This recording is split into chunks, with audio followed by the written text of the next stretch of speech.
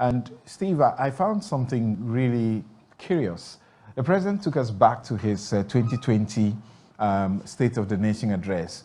And in that 2020 State of the Nation address, he referred to rating agencies, you know, upgrading Ghana's ratings and also improving Ghana's outlook for the year, notwithstanding the fact that it was an election year. I was surprised to hear the president, you know, go back to his speech and isolate portions, including when rating agencies were praising the country. The president has been attacking the rating agencies. He's gone to the level of his peers, you know, to say that they should do something to have a local and not have this. We have had statements issued attacking rating agencies. Samson, thank you very much. I don't know where you pick just this, I should speak to this. I'm not saying you are wrong, but I'm not really understanding what you're talking about.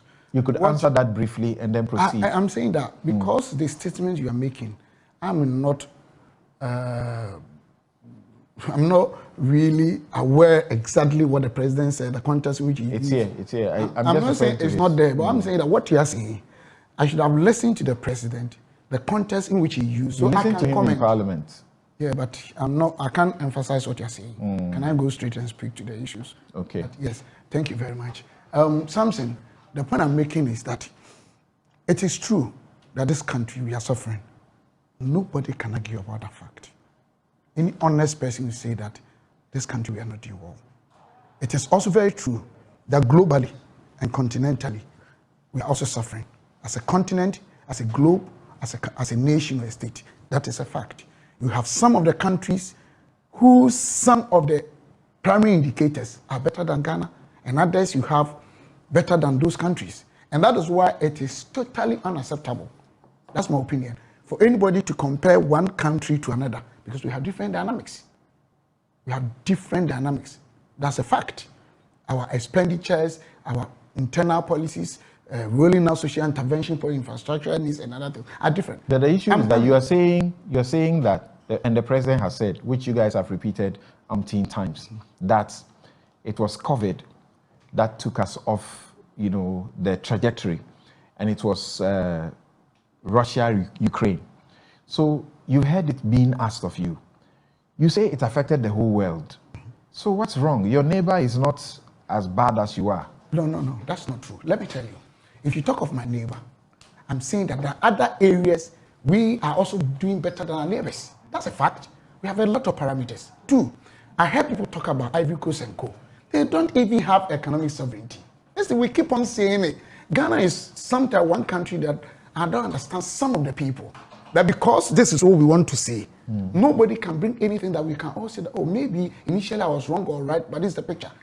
A country such as Ivory Coast is directly linked to the Central Bank of France. I don't think they even have central bank to determine their own monetary policies and ABCD. Aside, I'm saying that some of the countries have different infrastructural, social needs and implementations. That is why it's always acceptable doing industry performance against individual firms' performance. So you talk about, that's why they said that, oh, the globe was anticipated to grow or to have grown negative 0.3. Remember when the COVID really got so hit the world so much. African continent grew negative to 0.2. Ghana grew 0.4.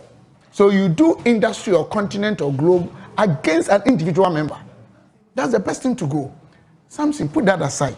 I don't think the president ever said all the happenings of today in terms of our economic needs is because of the COVID, and he never said that. What I heard is that we were doing well, Ghana was doing well till the COVID and the war. And he underpinned that statement by the emphatic statement made by the head of IMF. And I think that is a fact. Let's not behave like the president said that everything in Ghana. The previous analyst who spoke, I clearly understand most of the things he said. But let's be very honest, even practically without some of us who understand this finance and economic stuff, the very issues we raised, even when we were kids, during late former President Rawlings, may he so rest in peace, were the same thing raised during Omanpenyi Kufuor. The parameters are clearly known, things that we normally complain. from corruption, wastages, unemployment, lack of good roads. They are there.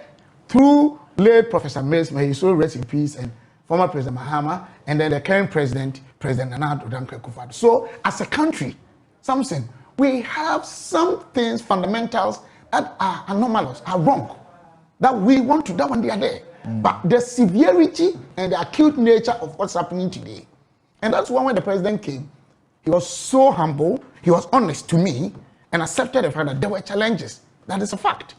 But he used the opportunity to also answer certain key questions, and also underpin the fact that it's globally induced. One, before that thing happened, what was the average growth of this country? About 7% for 3 years. Since 92 was the only period for about 3 years we are having deficit of about 5%. Although some people move it to 7, even that one, it's something that is recommendable. Sorry, it's commendable. Sorry, you understand what I'm saying? They even went further to say that there are a lot of other primary macro indicators that today they are not bad until the COVID. And this is clear, unless you want to lie. Let me tell you, lending rate before we took over was almost 40%. It came down to about 20% in the banking industry. By what year? Oh, just before the COVID. So you know what I'm talking about. If you check from the banks, 21, 20 is a fact. I'm just in fact, for information. Policy rate, which is the government own interest rate, that's how I put it in a very simple term, was about 25.5. It came to about 12. T-bills have reduced from about 22.5 to about 12 and 14, the same period. So if somebody says the country was doing well, but for this thing, that is a fact. You cannot argue. But I also understand that we couldn't have said that everything is just because of the war. Because as a country, we have a lot of, perpetual issues of before COVID.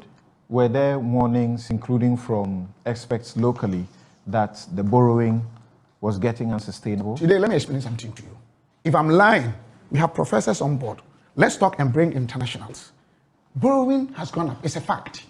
But we have something called uncontrollable factors when you are appraising somebody's performance. One, we had a long period of impaired productivity uncontrollably in this country, where even we asked people not to go to work, but they were paid in our country. In fact, at a point, even the whole country had to stop going to work. And then after that, if 10 people were going to work, 5 would be allowed to go, other 5 would not go, and they were being paid. Private sector sacked about 40,000 people. If the records we all have, we stated in Parliament before, we lost payee greatly, we lost corporate taxes greatly, we had revenue shortfall over 11 billion, something. If you're having impaired productivity, your domestically generated revenue uncontrollably will go down. Yet you have obligations you needed to perform as a country. Which you got more than a cushion. That is not true. Let me explain. Wait. More than what we needed. Some say the facts are here. What we got here, how we use the money, they are here.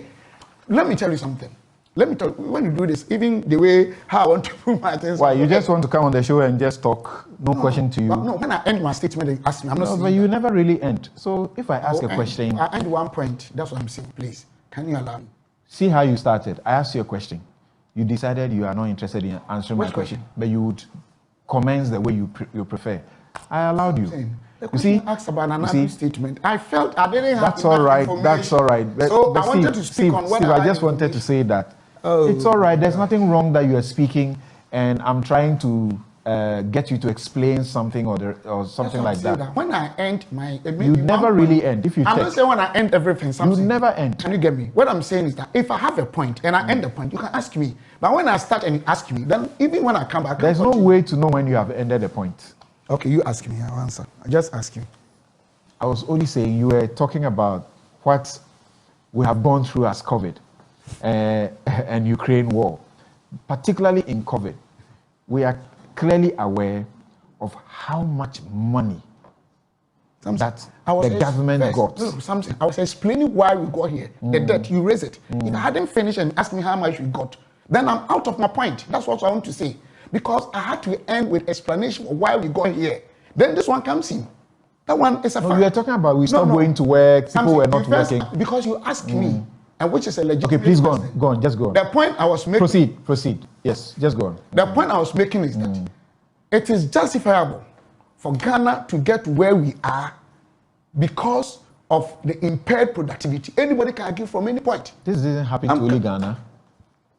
Yes, but other countries are suffering. Look, post-COVID inflationary rate of the world was about 3%, like 300%. You can check. I'm not comparing country to country, but even the giant economies, they were moving from 1.8 averagely, some of them to 11%. As I'm talking to you now, some of the giant economies, what is happening to them? Their debt to GDPs have moved beyond 100%. The point I'm making to you is that check all over the world. Some countries are doing better than Ghana. Ghana doing better than some countries. But if you pick up the global performance and the continental performance, then you can accept the fact that our situation largely induced by the COVID and the war. Look, we're importing things at about $4,000. The same item, because of COVID and war, we're importing them at about $14,000, $12,000 in this country. Is that not true? The same World Bank you quote. I'm not quoting this for having quoted World Bank. I said you. It's a practical thing in a country. You as in the government. The same World Bank you quote. And the president, gladly quotes and say, oh, we have been told that, oh, it was actually COVID that took you out of the trajectory. The same World Bank had said that the situation was getting really bad before COVID. I think that's one you are not interested in. Are you telling me I'm not? So the IMF, which is the same as the World Bank, last statement confirmed emphatically, and this is more even emphatic than what you're talking about in terms of emphasis, that Ghana was doing so much well till the COVID and the war. So what are you also talking about? Something, let's be honest with God and man. Ghana has fundamental challenges and issues. Everybody accepts that. But you can't tell me that if you have a wife and you're paying for the child's school fees, everything is going well, you're happy. Something happens to you uncontrollably and you're not able to perform the way it's, and there's evidence that it happened in the whole community. Everybody is suffering. Buildings and families are suffering. They want to say that for yours, it's never yours. And I get billions in dollars of support. How can you? Other countries got billions. They still move 100 over that. What are you talking about? But even with that situation, some of the same parameters we are trying to say, oh, this government is a worst case scenario. They are better than we took over. We're growing 3.4%. Are we growing the same today? Even when Africa grew negative 2, 0.2, and the world predicted negative 3, 0.3, we grew 0.4. Let's sometimes be honest with ourselves. Let me show you what the president now had to say about borrowing and the problem with it. Let's listen. Wait, hold on. Let's listen to the president.